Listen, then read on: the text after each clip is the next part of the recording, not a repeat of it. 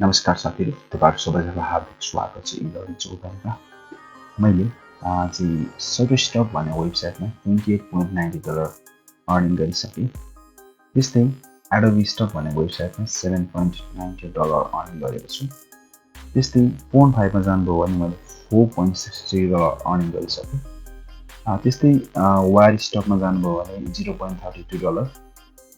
त्यस्तै get image यानी high स्टकमा 0.68 USD। त्यस्तै ड्रिम्स टाइममा $2.52 मैले अर्न गरिसकेँ। अब यो सबैलाई जोड्ने हो भने जस्तै अहिले चाहिँ 1 USD to NPR गर्यो भने 124.50 हुन्छ है। भनेपछि मैले यहाँ टोटल मेरो अर्निङ जोड्ने हो भने मैले तपाईलाई देखाउन गएको छु 28.90 प्लस त्यस्तै 7.91 plus त्यस्तै 4.63 plus त्यस्तै 0.32 plus त्यस पछाडी चाहिँ आई स्टकमा 0.68 plus त्यस्तै यो हाम्रो ड्रिम्स टाइममा $2.52 प्लस 2.52। ओके, त्यसपछि मैले हेरेकोमा $44.96 चाहिँ मेरो अर्निङ भइसक्यो। यो बाहेक अरू के मैले स्टक एजेन्सीमा पनि काम गरिरहेको छु।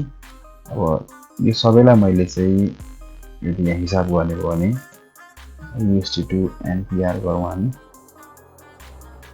ओके, NPR हामीसँग लगभग मैले चाहिँ 5,597.34 नेपाली रुपैयाँ चाहिँ लगभग 5,000 रुपैयाँ बराबर चाहिँ मैले स्टक फोटोग्राफी यानी कि फोटोहरू बेचेर इलिस्ट्रेसनहरू बेचेर कमाइसकेको छु।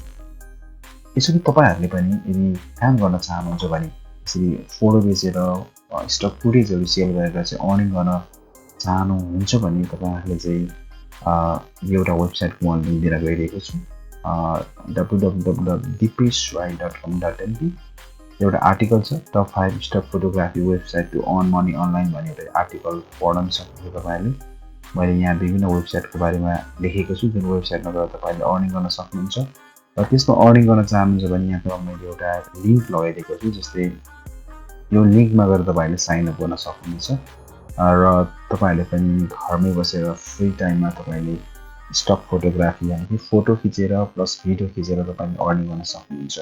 अझै पनि तपाई यो विषयमा विस्तृत रूपमा जान्न चाहनुहुन्छ भने कमेन्टमा लेख्नु होला। म तपाईहरुलाई अझै पनि यो स्टक फोटोग्राफीको विषयमा पनि थोरै जानकारी दिने र मैले जति पनि बुझेको छु मैले मेरो अनुभव अनुसार मैले जे जति कुराहरुको अनुभव गरे यो स्टक फोटोग्राफीको जर्नीमा म सम्पूर्ण विवरणहरु म तपाईलाई अवश्य पनि जानकारी गराउनेछु। फेरि अर्को भिडियोमा आउनेछु। तबसम्मको लागि हस्त नमस्कार।